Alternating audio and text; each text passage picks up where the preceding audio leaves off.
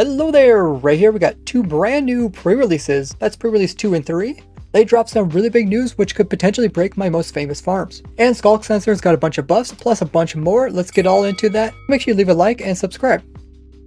1.19 pre-release 2 comes out with a big announcement related to last week's change where mobs such as piglins, endermen, skeletons, wither skeletons can now spawn up to light level 11 in the nether dimension. As I mentioned in the previous video, this doesn't actually make these simple farms any faster, but it does allow my Underload portal farms to actually work for more mobs. 5.5 years ago, I designed the first instant nether portal mob farm, known as Underload, where nether mobs who could spawn in light levels of at least 11 could spawn directly inside the nether portal, immediately be teleported out of the nether, allowing for more mobs to spawn in, creating the fastest mob nether farm.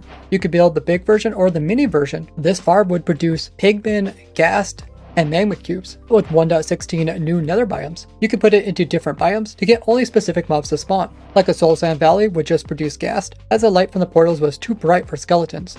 Putting the farm in a basalt delta would get you magma cubes only. And if you build this like in the Crimson Forest, you get piglins, hoglins, and zombified piglins.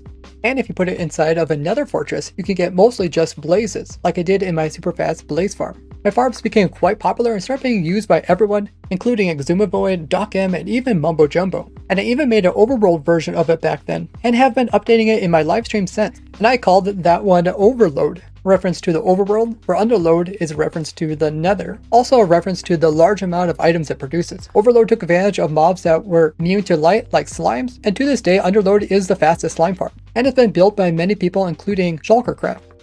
So with the changes that they did in pre-release 1, increasing the light levels for piglins, endermen, skeleton, and wither skeletons that are in the nether dimension up to a light level of 11. That means if you put my farm inside of a warped forest, you'll get endermen, and if you put it inside of a nether fortress, skeletons and wither skeletons should spawn inside of it and immediately teleport to the overworld. So right after this new update came out, I did a live stream implementing my farm for these new mobs. But Mojang seen this and they decided that mob spawning directly inside nether portals wasn't something that they wanted to have continue in the game. So they put out this message in this pre-release 2. Saying important note is that a recent change made it possible for more types of mobs to spawn inside of nether portals, which caused them to instantly change dimensions after spawning. We will not be making any further changes to this before the release of 1.19, but our intent is for the future is to prevent most mobs from spawning inside of nether portals, and the ones that do will not immediately travel through the portal. Expect to see these changes in a coming version. So because my nether portal farms are so fast, Mojang directly put out this message addressing that even though I designed some new ones for 1.19, they will actually work in 1.19, but in the future they're going to stop them from working, including all my old versions. They don't say exactly which version, it might be 1.20 or 1.21, so I would really recommend you guys building my mini Underload farm to get tons of mob loot before it's changed in the future. I'll have the farm linked in the description, but I will also be doing block tutorials on these farms once 1.19 is released. As the inventor of the portal mob farms, it's a bit sad to hear that they won't be working in future versions. Then again, they have been working for over 5.5 years, and tens of thousands of Minecraft players were able to use them. And even if the mobs don't spawn directly inside the nether portal, I can still have them spawn beside it, like my famous overworld mob farm that pushes mobs into portals with slime and water, or my discontinued spider farm, where it actually push them through a hole, or my super fast blaze farm, which actually have gas that shove them in. Now there's always a fix, so the farm itself won't truly die off. Let me know what you guys think about this change. The next major addition in these pre-releases is to the Sculk sensor. Sculk sensors got buffed and now they can detect a lot more different things like converting path blocks, making farmland, stripping wood, villagers planting crops, snow golem placing layers, pistons breaking block, food on campfires, jukeboxes being used, I have ender being thrown, cauldrons being filled up by either dripstone or rain or snow, sweet berries being harvested, waxing as well as unwaxing copper react appropriately to item frames being placed. Sculks will also detect broken turtle eggs, bees leaving nest, daylight sensor changing, chickens laying eggs, and they will also inform shriekers if the player drops items so it can summon in a warden.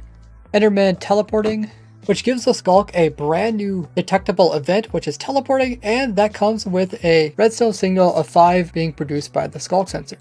Now in the past, the Sculk sensor could detect the beginning of doing something as well as the end of doing something, such as like eating or drinking a potion, but they went ahead and removed the item interaction start, but instead will just keep track of when the item actually finishes its event, and that's what will activate the Sculk sensor. This is done just to get more precision on exactly when these type of events go off. I've designed a lot of cool different machines that use the new Sculk sensor to do all sorts of types of automation, so make sure you guys are subs so you don't miss that. They made a big buff to the Warden, and that has to do with how the Warden's sonic attack goes towards people that have protection armor on. Here we got Diamond with protection, and when the Warden does the sonic boom, it now bypasses the damage reductions by the armor enchantments such as like protection. So having protection on actually won't help you take less damage from the sonic boom attack. But just having armor on will actually still help, just not the protection enchantments. And since the sonic boom attack can do up to 10 hearts, it can like literally just kill you in one hit. So make sure you're at least wearing a decent amount of armor. Instead of the Warden digging in the ground when it is bored without a target and is in water, they'll now make these Wardens just despawn. They will now aggro if you hit them even with something like a snowball that doesn't do damage. And if you use creative to put these guys as a passenger, the AI will still work. Also with persistence required, they won't dig away. And they tweaked it so the Warden wouldn't listen to signals during its death phase. It won't give the darkness effect if you're on the same team as them. They also fixed the darkness effect, which was causing a flashing and the incorrect rendering of it.